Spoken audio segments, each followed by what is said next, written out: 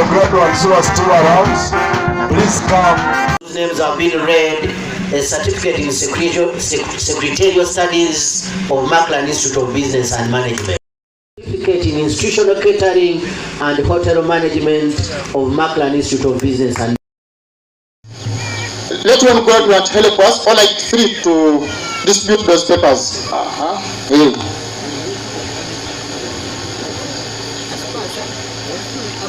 Give to each and everyone. Request. Let me tell you, members to support our parents and graduates. I know they are going to make. How do you see if at least tonight we might make some $300? Contributed something. Okay. Hey, I'm kind of requesting the graduates. I have some. Thank you very much for loving this institution. We are going into a very, very, very small section, and we are going to look to use less than.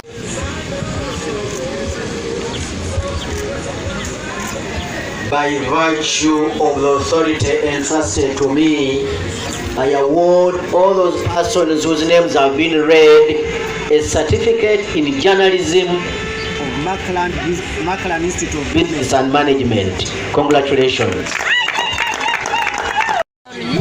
Abazadde bange bali ne John ne Namaganda Moniki ne baza tata wange ne mama wange ne blaza wange mbebaza bana ba blaza bange ne baza blaza Simon Kigenyi blaza Livingston bamusonyiwe bebala okumbeera omusomo gyange kuba we natandikira paka tubafune certificate ya medical records bano ku Maklan Institute kale mbebaza nnyo bebale kumbeerawo tata ba blaza bange mbebaza nnyo bebali eddala mbadde muyizi wano ku Maklan Institute era nga nebaza nnyo abazadde abasomesa n'omukulu w'essomero lya Maklan Institute okubeerawo ne batusomesa n'abazadde ne batulabirira ne tusobola okutuuka ku kino kye tuli era nga kati olwedi naawe wenjogerera ndi omu ku bagraduate abatikiddwa omwaka era ekyo nkyebaliza Katonda kuba nzaani bangi bali eyo bayaayana naye bizidde lubadde lunaku lwange so ekyo nkyebaza nnyo kuba nti nkituuseeko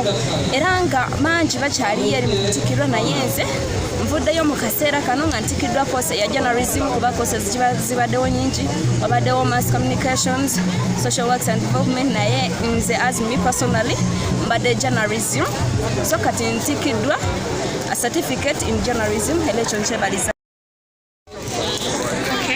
Amanya n'eddoboozi Tiwanabaleya nga mbadde nsomera ku Ndaw School of Communications ng'esangibwa Gayaza naye kuba nti nebaza abasomesa bange abadde basomesa koose eno koose ebadde nnungi koose talina buzibu bwonna era nga njogera okubiza abayizi bonna kubanga mukusikirizibwa okusoma koose eno kuba emirimu girabika bulungi tusobera okufuna emirimu ate batuyamba ggwanga kubanga tuyamba eggwanga okutuusibwako era bigudde mu ggwanga ebyenjawulo okuba nti nebaza abazadde bange bansomesesa okutuuka ane era ngaomusanyufu nnyo ekitagambika wamu n'emikwano gyange baganda bange amanya n'eddoboozi gadde n'abaliya nga mbaniza ku Ndaw School of Communication.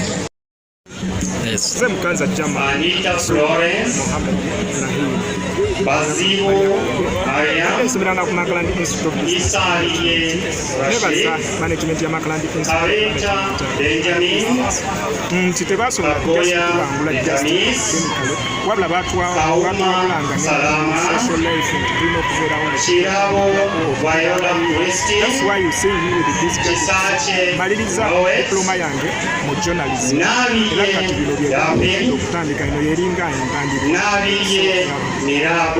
nebaza abazadde bange basobodde okunjulira era mbebaza akoze manyi afungisa era nebaza nabo mbeera nga amaliriza all the Maklan. Now, profession in journalism. I'm a journalist and a producer, TV and radio producer.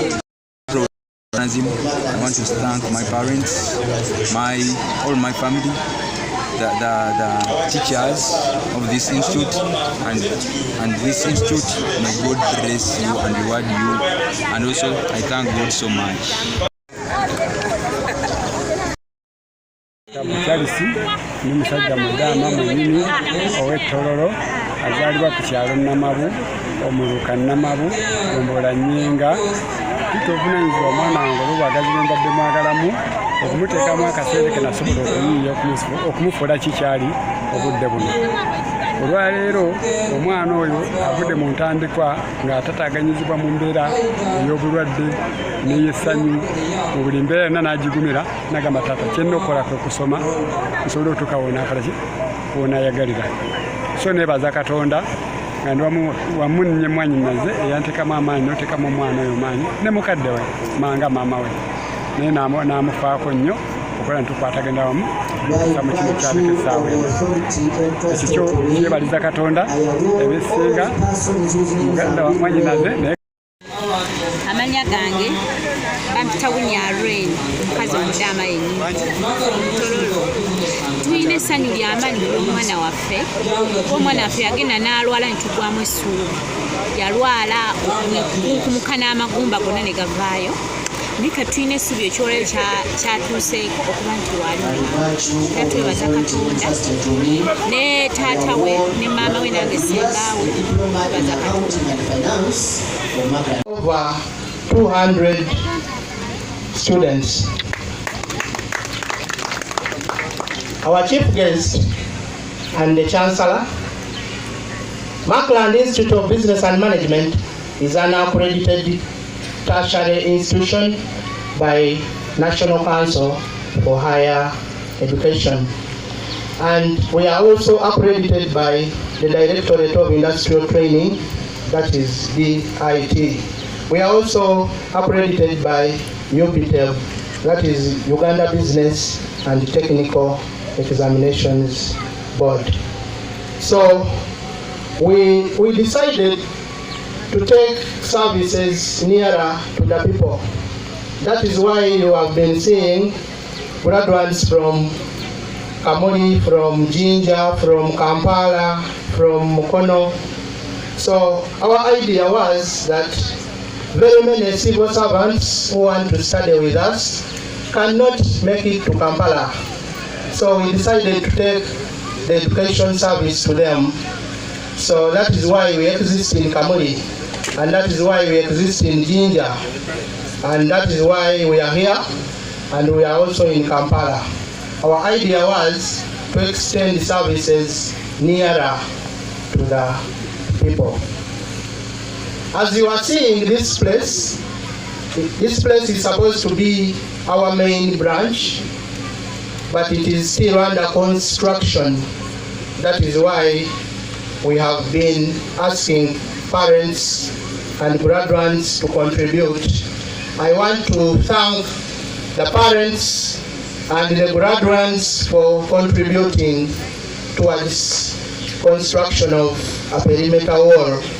I promise that by the time we come to celebrate next year, we shall have completed the construction of a perimeter wall for Markland Institute of Business and Management.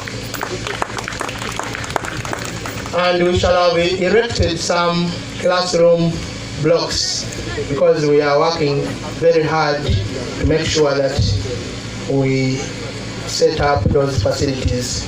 Abazadde, munzikirize nzireko mu Luganda katono. Tweyanziza nnyo abasobodde otuwaayo ettofaali. Twagala kuzimba kikomera nga bwe mulabye essomero lino. Tuli mu kuzimba, twagala kuzimba kikomera ate era twagala kwongerawo ebibiina.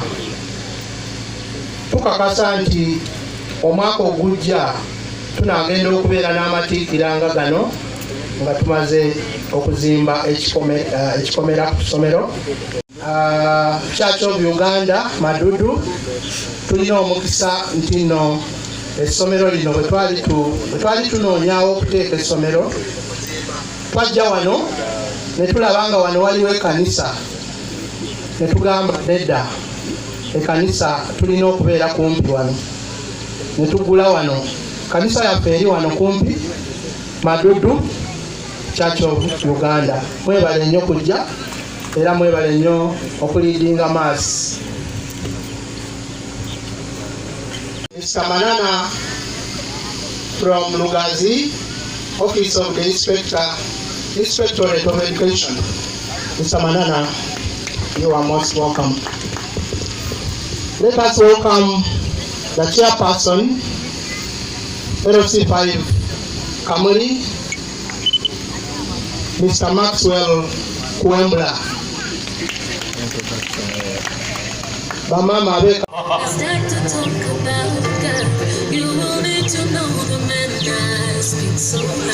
Okay.